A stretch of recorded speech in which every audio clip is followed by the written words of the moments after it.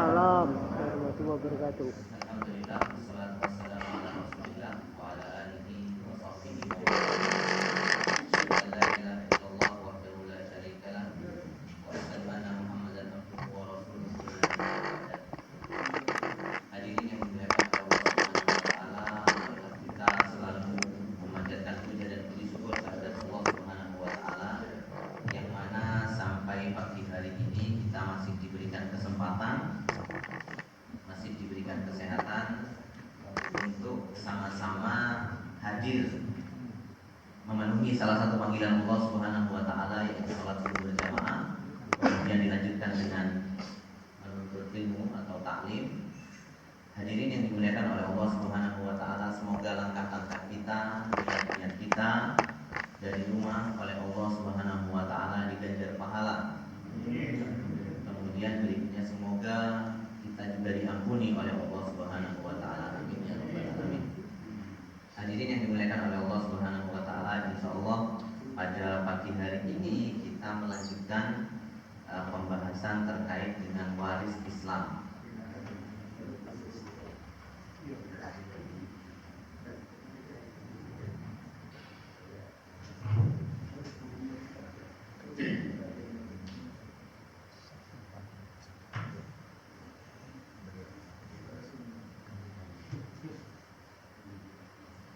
Ya, tema pagi hari ini adalah ahli waris yang diragukan status maupun bagiannya. Ya. Bapak Ibu yang dirahmati oleh Allah Subhanahu wa taala, sebelum kita lebih jauh membahas tentang ahli waris yang status hukumnya atau bagiannya diragukan, pada dasarnya hukum waris itu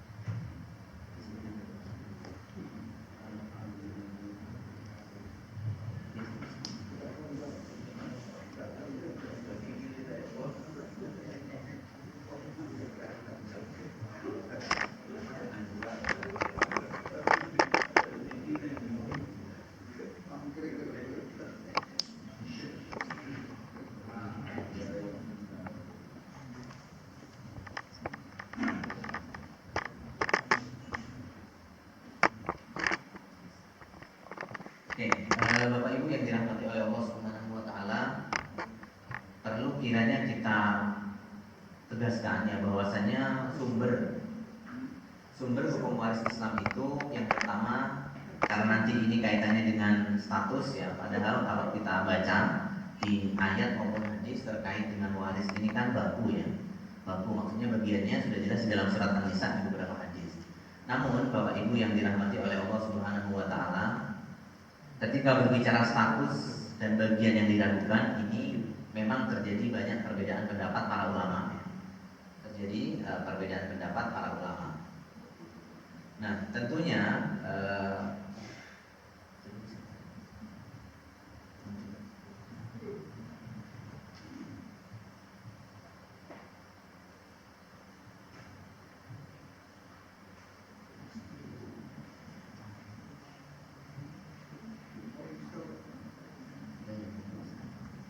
sumber dari hukum waris itu tentu Al-Quran ya Bapak Ibu. Mungkin ketika membaca awal-awal surat An-Nisa itu Allah Subhanahu wa taala sudah detail menjelaskan tentang bagian masing-masing.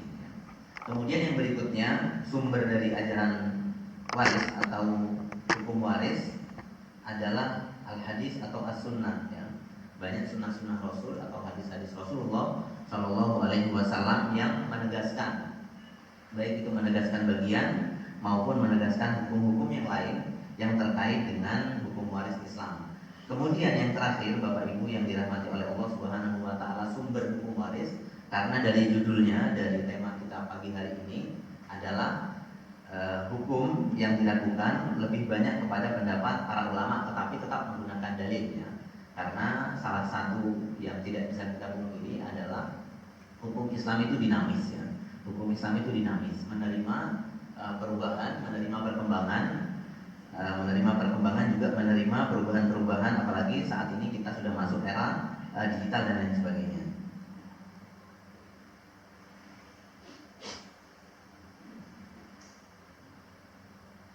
Ini harus saya share screen karena ada beberapa penjumlahan.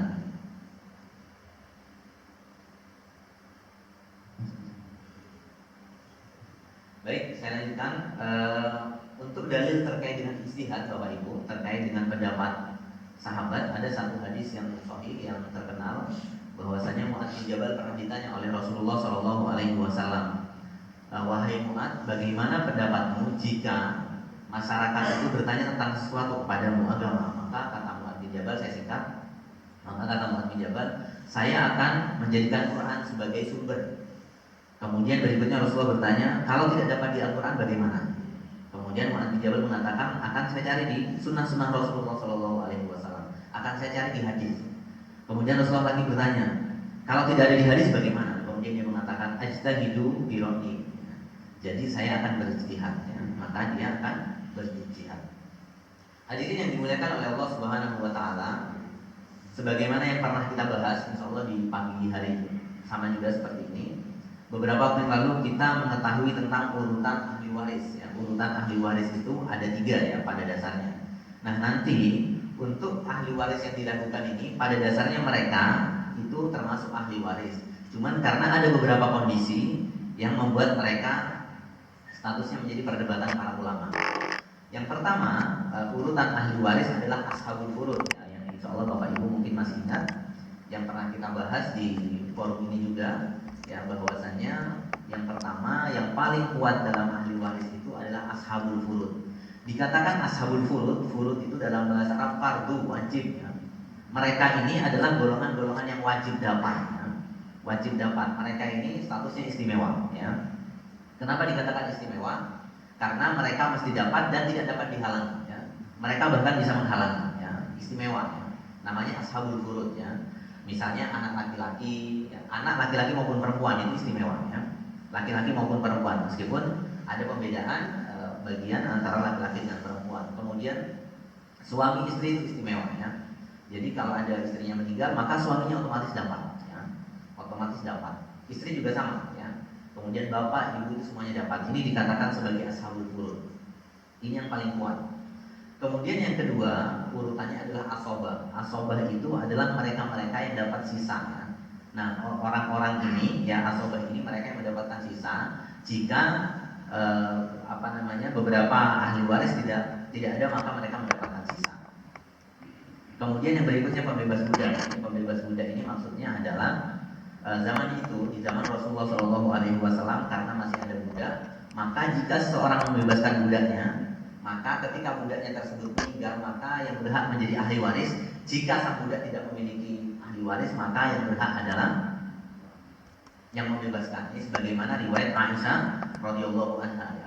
Aisyah itu pernah suatu ketika ada budak yang dibebaskan oleh Aisyah meninggal, kemudian dia nggak punya ahli waris, ya, satu pun tidak punya, sehingga warisannya diberikan kepada Aisyah radhiyallahu anha.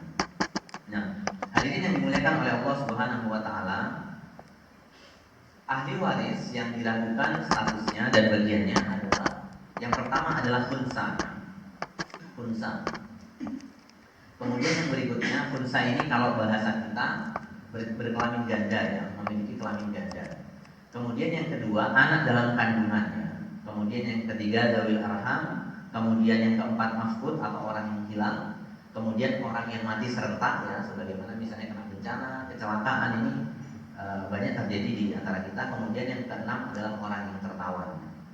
Nah, mereka ini, Bapak Ibu yang dirahmati oleh Allah Subhanahu wa taala, bisa jadi mereka adalah ahli waris. Cuman karena status mereka yang belum jelas, maka dikatakan di dalam bab faraid mereka ini adalah orang-orang yang statusnya diragukan. Nah, yang pertama adalah khunsa, ya. Khunsa ini kalau saya baca di beberapa literatur, karena khunsa ini bab faraid, maka berbeda dengan khunsa di bab kita, Bapak Ibu. Kalau saya baca di Kamus Besar Bahasa Indonesia itu mirip, ya, berkelamin ganda, tapi di KBBI juga dijelaskan bahwasanya seorang laki-laki yang berpakaian wanita atau wanita berpakaian laki-laki. Di dikatakan banci ya kalau dalam Kamus Besar Bahasa Indonesia. Nah, khunsa secara bahasa itu artinya pecah, samar atau tersembunyi ya, tersembunyi. Ini secara bahasa. Secara bahasa Arab, khunsa itu adalah pecah, kemudian samar, tersembunyi. Nah, secara istilah ya, ini yang saya nukil adalah dari Imam An-Nawawi dalam Majmu' Syarah Muhadzab. An-Nawawi mengatakan orang yang memiliki bagian alat kelamin laki-laki dan alat kelamin wanita atau tidak ada sama sekali sesuatu dari keduanya. Ini yang dimaksud dengan khunsa atau bab kelamin ganda dalam ilmu faraid ya. Ilmu faraid ya. Jadi kalau dalam ilmu faraid bukan yang seperti saat ini ya Bapak Ibu ya, ada jadi-jadian ya, maksudnya transgender karena itu jadi-jadian, bukan ya. Ini yang dimaksud dalam faraid adalah mereka memiliki kelamin ganda ya, mereka memiliki kelamin ganda. Nah, di dalam bab faraid kelamin ganda itu terbagi menjadi dua ya.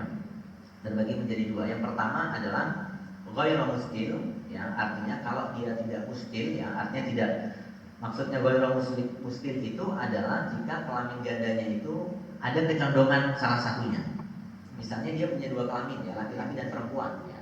Untuk menentukan ya, nanti karena ini berbicara waris Bapak Ibu, karena dalam waris itu kan tidak ada dibahas dalam surat An-Nisa, dalam hadis dibahas tentang hukum khunsa kan tidak ada. Ya, dalam hukum waris kan hitam putih ya, laki dan perempuan. Ya, dalam hukum Islam itu laki dan perempuan. Dan bab khunsa ini juga ada bab-bab yang lain yang mengikutinya. Misalnya bab perdata yang lain. Misalnya kalau sholat misalnya, atau bab perkawinan ya, ini juga mempengaruhi. Nah, bagaimana misalnya orang yang memiliki kelamin ganda ketika sholat, apakah dia bebas mau di tempat laki-laki atau di tempat perempuan? Ya, ini juga menjadi hukum tersendirinya, termasuk dalam bab waris. Nah, dalam bab waris, karena yang selama ini kita pahami ya, baik di dalam ayatnya maupun dalam hadisnya, bahwasanya yang mendapatkan itu kelaminnya jelas laki-laki dengan perempuan. Nah, dalam ghairu muskil ya, ini khunsa atau yang berkelamin ganda. Kalau dalam bahasa Arab ghairu muskil itu tidak bermasalah ya, jelas ya. Artinya jika seseorang itu berkelamin ganda kemudian tahu kecondongannya baik ke laki-laki atau perempuan, bisa dicek ya, mungkin dalam dunia medis bisa, misalnya bagaimana kita melakukan konfirmasi atau verifikasi lah bahasanya, laki-laki atau perempuan ya, nanti dilihat misalnya bitisnya keluar dari mana ya. Kalau kelaminnya ganda, apakah dia keluar dari kelamin laki-laki atau kelamin perempuan? Ini bisa dijadikan indikator ya, bisa dijadikan indikator. Atau misalnya tidak bisa dilihat dari kelaminnya, misalnya bisa dilihat dari bentuk fisiknya. Misalnya kalau laki-laki ada jakun, oh berarti dia laki-laki ya. Ini menurut para ulama. Ini ghairu muskil, gampang. Kalau sudah ketemu ghairu muskil, maka dihukumi yang paling condong pada saat itu. Jika kecondongan kepada wanita, maka dia dihitung sebagai wanita ya. Jadi dia masuk ahli waris di kalangan wanita. Nah, jika dia masuk dalam laki-laki, misalnya ada jakun ya, kemudian fisiknya dia seperti laki-laki ya, maka dia masuk dalam golongan ahli waris laki-laki. Nah, Bapak Ibu yang dirahmati oleh Allah Subhanahu wa taala, yang bermasalah itu ya, artinya yang diragukan statusnya adalah bagi mereka yang miskin ya. Bagi mereka yang miskin ya, yang miskin itu artinya ya tidak tampak dan sulit menentukan ya, sulit menentukan indikatornya dia laki-laki atau perempuan ya. Karena misalnya sama ya, dia keluar tipisnya pun dari alat yang sama ya, kemudian sulit untuk menentukan ya, sulit untuk menentukannya. Ini dalam bahasa faraid namanya muskil, namanya adalah khunsa muskil ya, atau kelamin ganda yang bermuskilah atau ada problem di sana. Nah, Bapak Ibu, yang dimaksud diragukan statusnya dan bagiannya adalah karena ulama berbeda pendapat ya. Ulama berbeda pendapat bagaimana statusnya atau bagiannya bagaimana.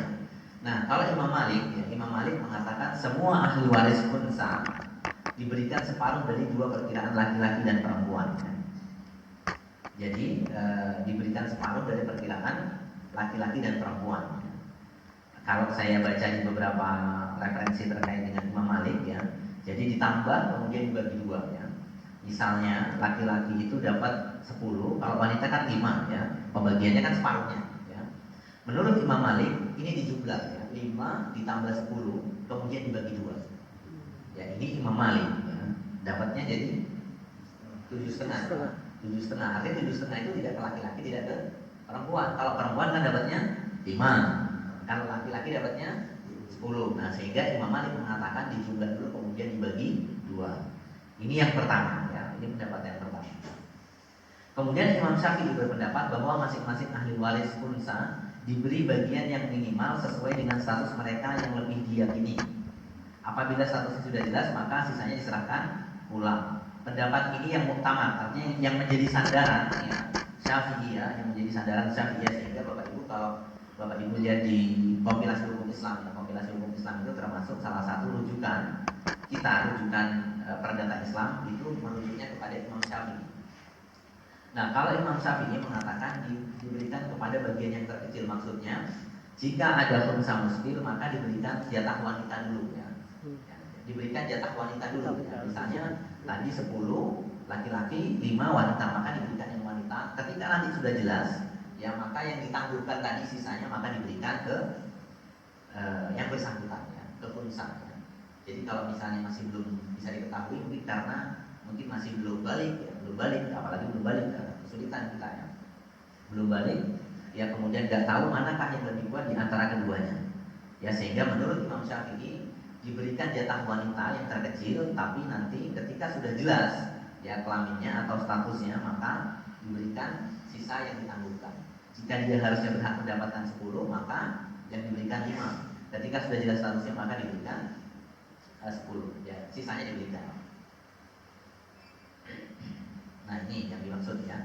Jadi sisanya nanti ditangguhkan. Jadi Bapak Ibu boleh nanti Bapak Ibu mau masuk ke pendapatnya Imam Malik ya. Ini kan kasus ya Bapak Ibu, ini kan kasus ya. Sehingga kasus ini mengundang pendapat para ulama ya. Artinya kalau secara hukum hitam putih maka hukum waris itu hanya mengenal 2 jenis kelamin ya, jenis kelamin laki-laki dengan perempuan ya. Tetapi kalau ada kasus seperti ini, yang perlu kita garis bawahi adalah memang ini dari sisi penciptaan ya Bapak Ibu, bukan selama ini kan ada beberapa kasus itu seorang wanita yang merasa ada buku kalau nggak salah judulnya itu bukunya itu seorang laki-laki ya, seorang laki-laki dia terkurung dalam tubuh wanita atau wanita terkurung dalam tubuh laki-laki. Ini kalau ini namanya penyakit ya. Karena dalam hal ini kalau menurut kami ini bukan kelamin ganda, tapi memang jadi-jadian termasuk tadi yang di dalam kamus bahasa Indonesia ya.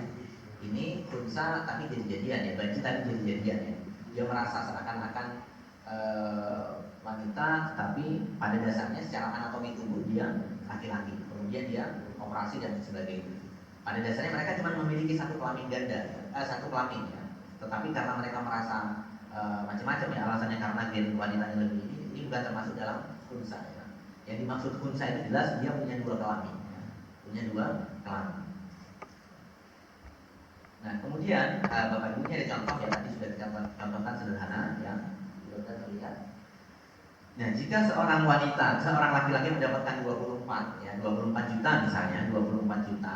Kalau menurut Imam Malik ya, 24 juta ini jatah laki-laki ya.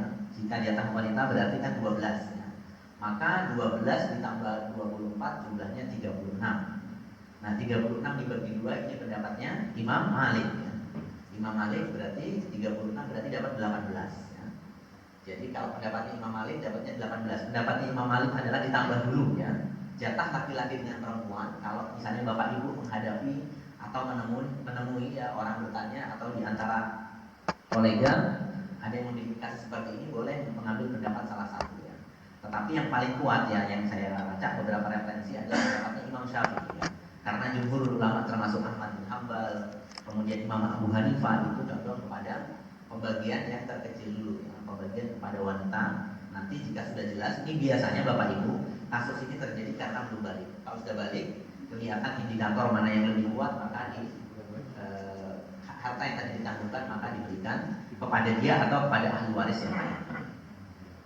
Nah, ini yang pertama adalah khunsa ya, atau yang berkelamin ganda. Kemudian Bapak Ibu yang berikutnya adalah bayi dalam kandungan.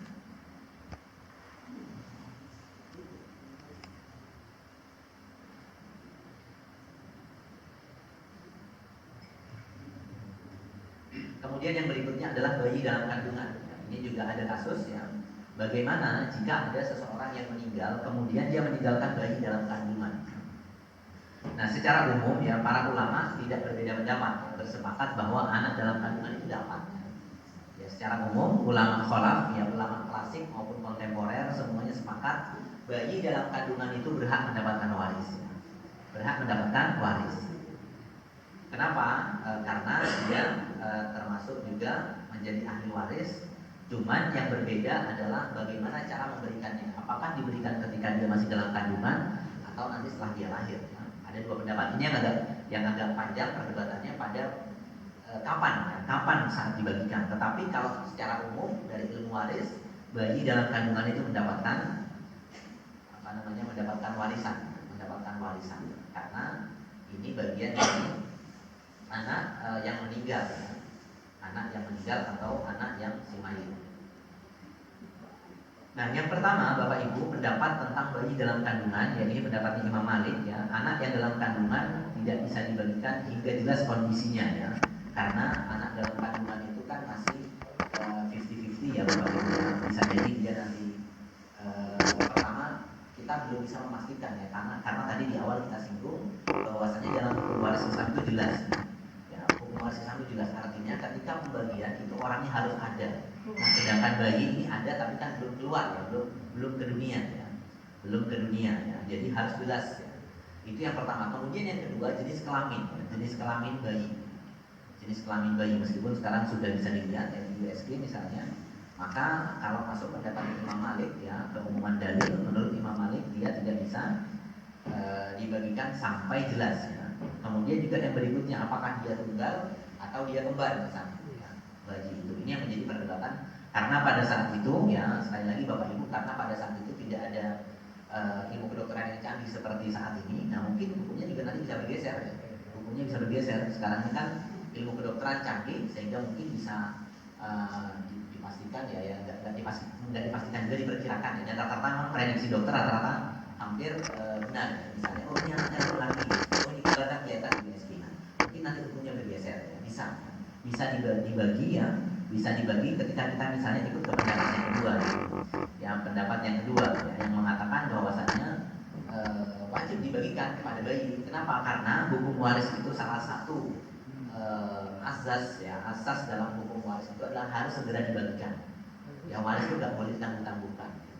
Waris nggak boleh ditanggung-tanggungkan, artinya mereka mengambil kesimpulan waris ini tidak boleh ditahan sehingga meskipun dia bayi dalam kandungan selama jelas ya artinya dia hidup ya, maksudnya bayi itu hidup tidak mati. Misalnya tadi kita singgung dalam dunia kedokteran itu dia hidup kemudian ada perkembangan janin itu. Nah sehingga menurut mereka wajib diberikan pada saat bayi. Nah kemudian yang berikutnya pendapat yang kedua mengatakan ini pendapat jumhur Hambali kemudian Hanafi ya itu mengatakan harus segera karena bisa jadi ya Bapak Ibu yang dirahmati oleh Allah Subhanahu wa taala.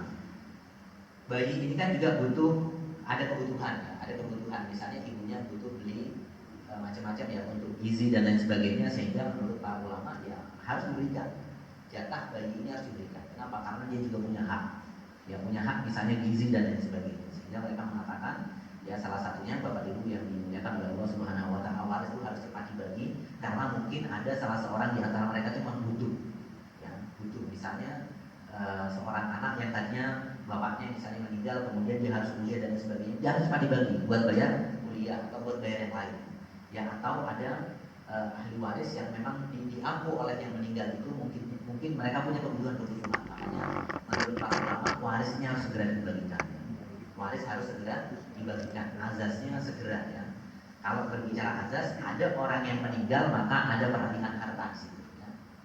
Otomatis ada peralihan harta, tidak boleh ditunda-tunda ya.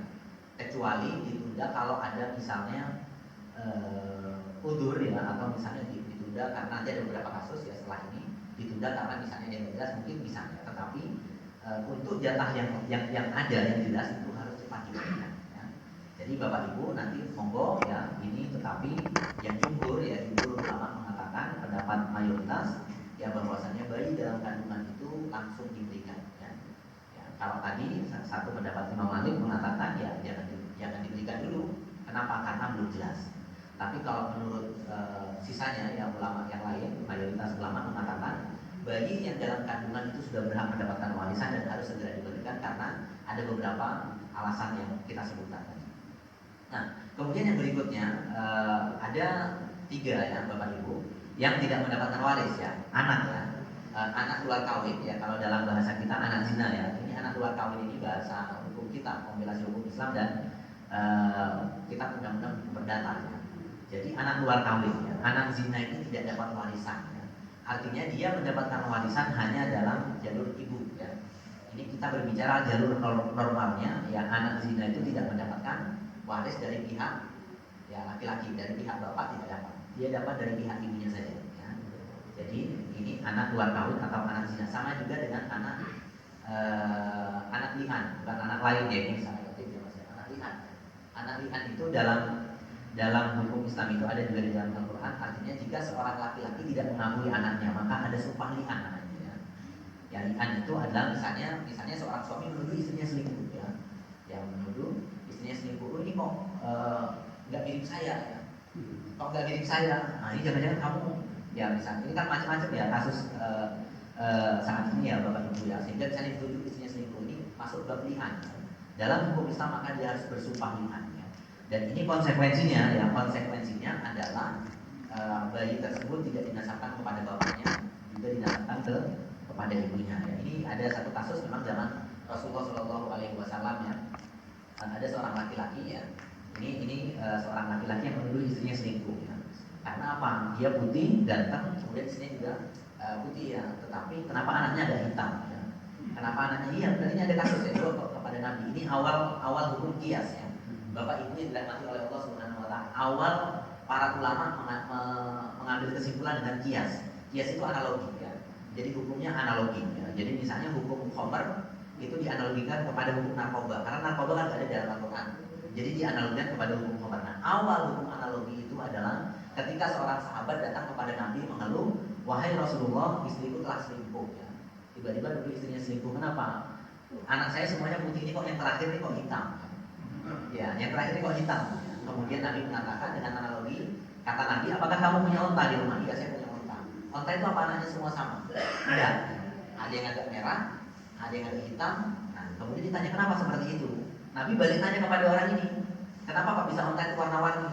Terus orang ini menjawab, ya sampai menjawab, "Ya bisa jadi atas-atasnya ada yang warna hitam." Nah, itu juga sama ya. Bisa jadi kakek-kakekmu atau kakek-kakek istrimu itu ada yang warna hitam, warnanya ada gelap.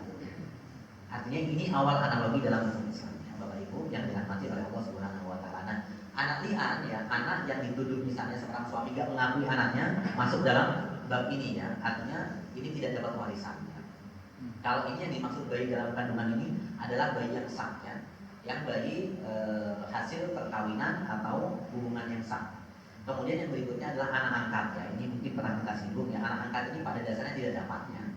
Meskipun para ulama belakangan, ulama kontemporer seperti Ibnu Hazm ya, kemudian Yusuf Qaradawi ya, kalau nggak salah itu mengatakan ada wasiat wajibah ya. Jika seorang itu memelihara anak angkat, apalagi orang ini tidak punya anak sama sekali ya, anak yang merawat dan lain sebagainya, masuk dalam kajian farqih itu wasiat wajibah, meskipun ini perbedaannya panjang sekali ya Bapak Ibu. Tapi ada ulama, sebagian ulama membolehkan memberikan wasiat wajibah dengan tidak lebih dari sepertiga harta ya. Tidak lebih dari sepertiga harta. Nah, kemudian Bapak Ibu yang dimuliakan oleh Allah Subhanahu wa taala, ahli waris yang berikutnya diragukan statusnya adalah Dzawil Arham.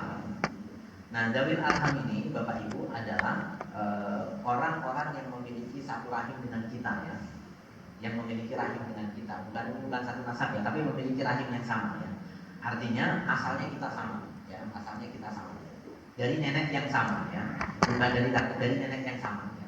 Makanya pada dasarnya Bapak Ibu yang dimaksud silaturahim itu adalah kita menyambung orang yang ada rahim dengan kita ya. Misalnya saya ini punya bibi ya. Bibi ini kalau secara warisan nggak dapat Bapak Ibu ya. Secara warisan tidak dapat. Tapi kalau kita rahim ya, ini maksud dengan silaturahim ya, di dalam bab ini, maka dia jika tidak ada ahli waris dari saya, maka dari arham itu mendapatkannya.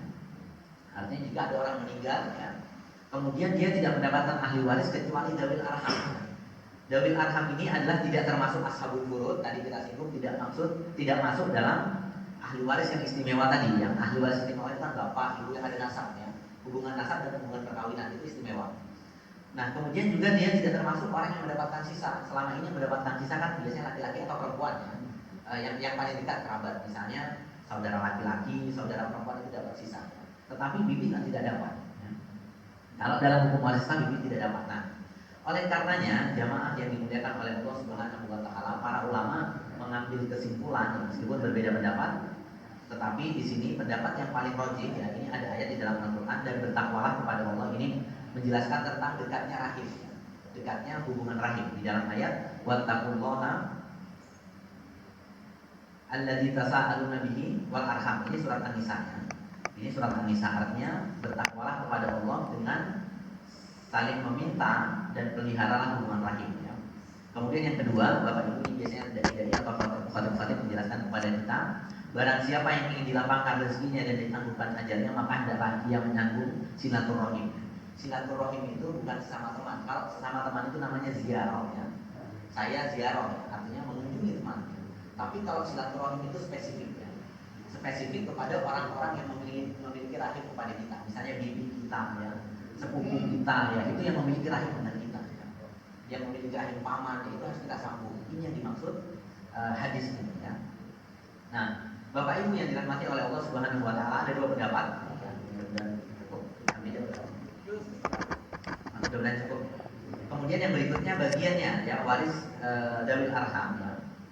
Ini para ulama ada dua pendapat. Yang pertama mengatakan ya, ini pendapat sahabat ya, karena di kalangan sahabat itu juga banyak perbedaan pendapat terkait dengan waris. Zaid bin Sabit ini salah satu ulama waris ya. Jamaah yang dimuliakan oleh Allah Subhanahu wa taala, pakar waris di kalangan sahabat itu ada Zaid dan ada Umar bin Khattab, kemudian juga ada Ibnu Abbas dan lain sebagainya. Jadi Zaid ini adalah salah seorang yang pakar waris. Jadi dulu para tabi'in ya, muridnya para sahabat, kalau mau mencari ilmu tentang waris ya, salah satunya adalah Zaid bin Sabit. Zaid bin Sabit kemudian juga diamini oleh Imam Malik dan Imam Syafi'i mengatakan bahwasanya tidak dapat ya. Dawil arham ini tidak dapat karena tidak ada dalil di dalam Al-Qur'an tentang dawil arham ya. Tidak ada dalil, baik itu dia masuk golongan ashabul furud tadi, masuk golongan yang wajib mendapatkan, juga bukan termasuk orang yang mendapatkan sisa ya. Jadi Bapak Ibu kalau kita kaji waris secara keseluruhan, tidak ada waris itu menyamping terlalu jauh ya. Menyampingnya biasanya dekat ya, saudara, paman ya. Tidak ada nyamping itu langsung, misalnya nyamping ada ke atas ke bibi, tidak ada ya. Tidak ada. Oleh karenanya yang ada hubungan kerabat ya, rahim, satu rahim maksudnya, satu asal dengan kita, satu nenek yang sama, maka mereka tidak meninggalkan ahli waris kecuali dawil arham. Maka menurut mereka ini, menurut Zaid dan kawan-kawan, mereka tidak mendapatkan dan hartanya diserahkan kepada Baitul Mal. Jadi kalau ada orang meninggal, dia tidak punya ashabul furud, hartanya diserahkan kepada Baitul Mal, maka diberikan kepada Baitul Mal. Nah, kemudian golongan yang kedua, Bapak Ibu, yang ini diamini oleh banyak ulama-ulama belakangan, ya, ulama-ulama kontemporer. Mereka mengatakan dawil arham itu mendapatkan warisan. Pendapat ini diusung ya oleh Umar bin Khattab, Ibnu Mas'ud, ini juga para pakar waris ya. Umar bin Khattab, Ibnu Mas'ud, Ali bin Abi Thalib, serta pendapat Abu Hanifah dan Ahmad bin Hanbal ya. Jadi ini mayoritas ulama kontemporer juga mengatakan dawil arham itu dapat. Bapak Ibu, di dalam Al-Qur'an itu ada satu ayat yang wa ulul arhami aula ba'dhum li ba'din fi kitabillah. Ini terjemahannya, orang-orang yang mempunyai pertalian kerabat itu sebagian lebih berhak, lebih dekat. Kata para ulama, ayat ini menasakh ya, menghapus ya. Bapak Ibu mungkin masih ingat kisah ketika Muhajirin dan Ansor ya. Muhajirin dan Ansor itu dipersaudarakan oleh Rasulullah SAW dengan persaudaraan Muslim, dan salah satu konsekuensinya adalah saling mewarisi. Ya. Nah, ayat ini menghapus itu ya. Ayat ini menghapus ya. Salah satunya menurut para ulama, ayat ini menghapus yang pada saat itu salah satu hukum pewarisan ditentukan oleh persaudaraan Muhajirin dan Ansor. Bapak Ibu kalau masih ingat ya kisah ini, ada seorang sahabat yang oleh Nabi dipersaudarakan antara Muhajirin dan Ansor, sampai kuatnya tali persaudaraan mereka itu dikisahkan dalam sejarah. Ada seorang sahabat itu mengatakan Ini dari apa ya? Dari totalitasnya mereka ya. Dari totalitasnya mereka memeluk Islam, dia mengatakan saya punya istri 4. Ya, saya punya istri 4, saya ceraikan 2, saya serahkan kepada kamu. Meskipun kalau saya baca tidak seperti itu ya. Mereka juga menolak ya rata-rata ya. Mereka juga menolak, tapi totalitasnya sampai di situ. Nah, termasuk salah satunya adalah pewarisan ya. Pewarisan pada saat itu adalah termasuk persaudaraan Muhajirin dan Ansor. Ya, Muhajirin dan Ansor. Ya. Termasuk dulu di jahiliyah itu ada mungkin Bapak Ibu mungkin pernah membaca atau pernah mendengar ada namanya muhalafah ya. Muhalafah itu adalah sumpah setia ya. Sumpah setia di kalangan itu biasa di kalangan bangsa Arab ya. Di kalangan bangsa Arab sumpah setia itu biasa. Misalnya saya dengan Mas Tulus, misalnya Mas Tulus, kita bermuhalafah, darahmu darahku ya, hartamu hartaku ya. Saya pernah lihat di film Cina ya, film kolosal itu ada ya. Sepertinya ini klasik ya Bapak Ibu ya. Ini ada aturan klasik, saya pernah lihat di film Cina itu, film kolosal itu dia darahmu darahku ya, hartamu hartaku, artinya dia sumpah setia. Nah ini dulu di zaman sebelum Islam datang, ini mendapatkan warisan. Misalnya saya bermukhalafah dengan Mas Tulus, maka ketika saya meninggal atau Mas Tulus meninggal, maka harta Mas Tulus otomatis saya mendapatkan warisan. Ya, oleh karenanya dengan ayat ini ya Bapak Ibu, dengan ayat ini ya adat istiadat dan aturan-aturan kebiasaan seperti itu dihapus ya. Dihapus sehingga ketika tidak ada ashabul furud ya, tidak ada tadi misalnya orang meninggal nggak punya anak ya, nggak punya ibu, nggak punya bapak, nggak punya saudara, tapi yang tersisa zawil arham yang mereka yang punya kekerabatan, maka mereka lah yang berhak menurut pendapatnya Umar bin Khattab dan kawan-kawan ya. Kemudian ada hadis yang masyhur ya, hadis ini ya bisa jadi Bapak Ibu mungkin Zaid kemudian Imam Malik, karena periwayatan hadis pada saat itu kan masih manual ya, maksudnya terlalu sederhana ya, mungkin hadis ini tidak sampai kepada mereka. Ini ada hadis diriwayatkan oleh ada riwayatnya Rasulullah bertanya kepada Qais bin Hasim ya, ada seorang meninggal ketika peperangan. Kemudian Nabi mengatakan, apakah engkau mengetahui nasab orang ini? Ada orang berperang meninggal, kemudian dia nggak tahu ini siapa yang orang. Ya, kemudian Nabi bertanya, apakah engkau mengetahui nasab orang ini? Qais menjawab, ya kami tahu orang ini dikenal asing nasabnya. Maksudnya orang ini banyak orang nggak kenal, dengan asing berarti dia nggak jelas nasabnya, tapi dia banyak orang nggak kenal. Dan kami tidak mengetahui kerabatnya kecuali anak laki-laki saudara perempuannya. Artinya keponakan dari saudara perempuan ini kalau dalam hukum waris kan nggak dapat ya Bapak Ibu ya, kecuali dari saudara laki-laki. Kalau dari saudara perempuan kan tidak dapat. Ya, dia mengatakan kami mengetahui kerabatnya kecuali anak laki-laki saudara perempuan yaitu Abu Lubabah al-Munzir. Kemudian Rasulullah mengatakan berikan harta itu kepada Lubabah ya, berikan harta ini kepada keponakannya ya, namanya Sabit bin Dahjan ya, dari saudara perempuannya. Jadi Bapak Ibu ini menjelaskan kepada kita bahwasanya zawil arham, orang yang memiliki rahim ya, yang dekat dengan kita itu mereka berhak mendapatkan warisan. Kemudian yang berikutnya orang yang hilang. Kemudian orang yang hilang, Bapak Ibu ini termasuk diragukan statusnya adalah orang yang hilang. Nah orang yang hilang ini banyak kasus ya pada dasarnya. Misalnya ada orang pergi ke suatu tempat, kemudian dia nggak tahu kita ini orang ini masih hidup apa enggak. Ya, artinya informasi terkait dengan orang ini kita kehilangan. Ya. Maka dalam hukum Islam ini ahli waris termasuk yang dilakukan statusnya sampai ya ini Bapak Ibu yang pertama caranya adalah jika ada orang yang hilang maka harus ada saksi terkait dengan orang ini. Orang ini masih ada atau sudah meninggal. Ya, yang pertama jika ada yang tahu orang ini sudah meninggal, misalnya ada orang itu kehilangan saudaranya, misalnya pergi ke suatu tempat, ke tempat A misalnya, ke tempat A, kemudian ketemu ya, tanya dengan orang sekitar, Pak pernah tahu orang itu, orang ini ada tapi sudah meninggal. Nah ini ahli warisnya berarti jelas. Jadi artinya dia sebagai ahli waris dan sebagai pewaris maka jelas. Kalau dia jelas meninggal maka hartanya tentu diwariskan kepada kerabatnya. Nah, jadi kalau dia masih mendapatkan hak waris maka hak warisnya ditangguhkan. Misalnya fulan si A ini ada ayahnya atau keluarganya meninggal, dia harusnya berhak mendapatkan warisan, tapi dia menghilang, maka warisnya ditangguhkan. Ini ada beberapa hal yang perlu kita pahami. Ini ada waktu, ada durasi waktu ya. Kalau menurut Imam Malik, Bapak Ibu, orang mafqud ini, orang yang hilang ini bagaimana caranya? Ya, yang pertama menurut keumuman dalil ya, selama 4 tahun. Tentu nanti ini diputus di pengadilan, Bapak Ibu ya. tentu ini harus ada putusan pengadilan. Dia masih hidup karena dalam Islam itu ada mati secara hukum, ada mati secara hakiki. Kalau mati hakiki itu secara medis dia udah mati, kelihatan. Ya, tapi secara hukum, ya, orangnya kita nggak tahu. Ya, misalnya bapak ibu ada pesawat, misalnya pesawat ini jatuh, ya, artinya secara hukum, ya, misalnya jatuh ke laut, sudah nggak ketemu berhari-hari, ini diputus pengadilan. Secara hukum dia sudah meninggal, atau tertimbun, misalnya ada penambang, ya, kemudian dia tertimbun. Nah, ini dihukumi bagaimana? Secara kalau kita orang sudah mati, nah itu namanya mati secara hukum. Tetapi kalau mati secara medis kelihatan orang ini mati juga, orang ini mati hakiki. Nah, jika makhluk itu kasusnya belum ketemu, maka ini ada pendapat dari Imam bin Khattab, ya, diriwayatkan oleh Bukhari. Setiap istri yang ditinggalkan oleh suaminya sedang dia tidak mengetahui di mana suaminya, maka menunggu sampai 4 tahun. Ya. Jadi hakim itu memutus selama 4 tahun. Ya. Jika 4 tahun dia nggak datang, diputus, kemudian harta warisan ini dibagi. Nah, harta warisan ini dibagi. Nah, kalau dia datang, maka dia tidak bisa menuntut. Ya. Dia tidak bisa menuntut karena ini aturan dalam ajaran Islam. Kemudian pendapat Imam Syafi'i dan Hanafi, ya,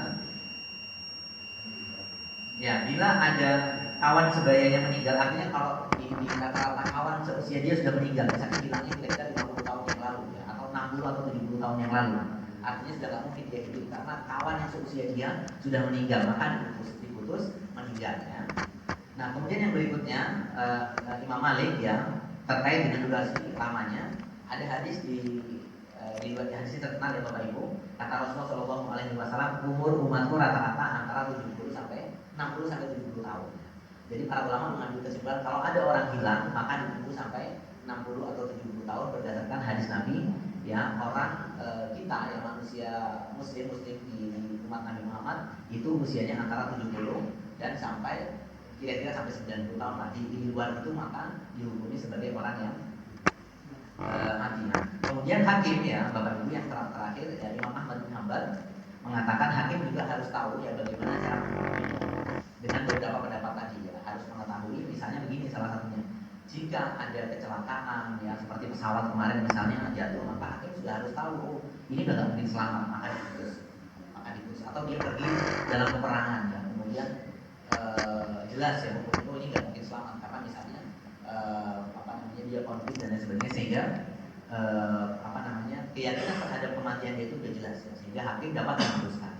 Bapak Ibu, orang mafqud ini memang ada beberapa hal, termasuk ketika dia misalnya meninggalkan istri, maka tidak boleh dinikahi sampai jelas, ya, salah satunya, termasuk juga waris. Kemudian yang berikutnya, orang yang mati serentak, ya, orang yang ada bencana kecelakaan, ini kenapa masuk ke bab yang diragukan? Karena Bapak Ibu, orang yang mati serentak itu kan mereka juga bisa menjadi ahli waris, juga bisa menjadi pewaris. Ya. Jadi kenapa menjadi bab dalam hal ini? Supaya mengetahui mana yang mati duluan, mana yang mati belakangan. Misalnya dalam kecelakaan, ya, kecelakaan satu keluarga misalnya. Nah, satu keluarga kemudian bisa jadi dia yang pelaku atau dia yang korban, yang meninggal bapak saya dulu, baru kemudian saudara saya. Itu nanti menentukan ahli waris. Ya. Atau ada saksi misalnya, ketika ada orang nolong orang kecelakaan, biasanya kan ada tahu yang meninggal duluan yang ini, ya, meninggal ini bagian dari hukum waris, supaya mengetahui mana nanti yang mendapatkan warisan. Karena mereka meskipun mereka sudah meninggal, tapi kalau meninggalnya belakangan, maka mereka berhak, ya, mendapatkan waris. Misalnya ada 4 atau 3 bersaudara, mereka sama-sama punya anak, kemudian ada orang tuanya, ya, bapaknya misalnya meninggalkan harta, ya, kemudian 3 bersaudara ini meninggal, kemudian juga dengan bapaknya, ya. Ini kan semuanya waris, memiliki warisan, ya. Sehingga diketahui mana yang meninggal duluan, ya. Karena nanti menentukan dapat atau tidaknya, ya. Ini dalam kecelakaan, bencana misalnya seperti Semeru kemarin, misalnya ada satu keluarga kemudian tertimbun, nah ini kan ada kesulitan kita, ya. Jadi kalau misalnya kesulitan, maka masuk ke bab kerumunan, ya. Kalau kesulitan misalnya nggak tahu mana yang mati duluan, maka ya secara umum, ya, secara umum. Tapi kalau tahu yang mana yang mati duluan atau meninggal duluan, ini harus kita serahkan haknya. Tapi kalau sudah nggak tahu, ya masuk ke umum, artinya dianggap mereka meninggal bersamaan. Jadi warisannya dibagi bersamaan. Kemudian yang terakhir, orang yang tertawan. Ya, orang yang tertawan ini maknanya adalah orang yang ketika dia dalam suasana konflik, dia ditawan oleh musuh, ya. Kemudian kabar tentang dia ini tidak diketahui, Sama kasusnya kalau kabarnya tidak diketahui sama seperti mafqud ya, orang ini hilang. Tapi kalau diketahui maka hak warisnya dia dapat. Ya. Kalau dia diketahui, oh fulan masih hidup, maka hak waris dia itu juga menjadi haknya dia sampai jelas. Ya. Maksudnya begini, jika ada orang hilang atau orang yang tertawan maka ditanggungkan itu sampai jelas statusnya, ya, Bapak Ibu. Ya Bapak Ibu, jadi statusnya ditanggung sampai jelas. Kalau udah jelas baru nanti diberikan. Artinya jika ada pembagian, kemudian ada satu orang yang hilang maka ditanggungkan dulu, tidak dibagi. Ya. Tidak dibagi sampai jelas. Kalau sudah jelas hidup atau mati, kalau mati dibagi lagi kepada ahli waris yang lain. Kalau dia masih hidup maka ditanggungkan. Demikian yang dapat kami sampaikan. Semoga ada manfaatnya. Mohon maaf ada terlewat sedikit. Mungkin kalau ada yang mau diperjelas, kami persilakan kalau. Assalamualaikum warahmatullahi wabarakatuh. Tadi sampaikan kalau orang itu dalam kondisi masih dalam kandungan. Masih kan?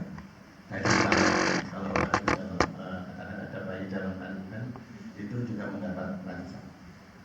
Sedangkan di dalam warisan tidak boleh ditunda, harus disegerakan. Dalam kondisi yang dalam kandungan ini, siapakah yang bisa ditunjuk sebagai orang yang pertama menerimanya? Apakah orang katakan ibunya? Kalau ibunya dikhawatirkan akan campur dengan bagian dari ibunya, karena yang meninggal bapaknya. Apakah perlu ditunjuk atau lembaga khusus atau ada pamannya atau orang yang dianggap amanah sehingga kelangsungan hidup daripada bayi ini bisa aman, saya kira gitu. Saya kira itu satu masih. Baik, terkait dengan bayi ya Bapak Ibu, yang paling dekat memang yang paling dekat adalah ibunya ya. Karena tadi kita singgung mungkin kalau ada kasus tertentu ya boleh lah, misalnya ada pengangku ya. Tapi kalau secara umum yang paling dekat dengan si bayi, karena tadi kita singgung haknya bayi itu misalnya mendapatkan gizi dan lain sebagainya, tentu yang paling dekat adalah ibunya. Karena juga ada keumuman dalil harta kita kan juga harta orang tua kita ya. Harta kita harta termasuk ibu. Jadi ibu itu adalah orang yang berhak dengan harta kita. Dalam kondisi bayi maka yang paling dekat yang kita titipkan, karena tadi para ulama mengatakan karena bayi ini ada beberapa hal, misalnya terkait dengan kesehatan ya Bapak Ibu, bayi ini kan perlu dicek juga setiap bulan, itu kan butuh biaya. Nah, diambilkan dari situ tidak apa-apa ya. Biaya dokter, biaya dan lain sebagainya, biaya untuk kesehatan bayi ya. Gizi yang melalui ini. Ya, mungkin yang paling dekat adalah dengan ibunya ya, dengan ibunya. Mungkin itu yang dapat kami sampaikan. Cukup nih? Cukup?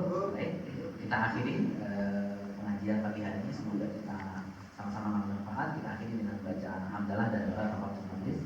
Alhamdulillahirabbil alamin.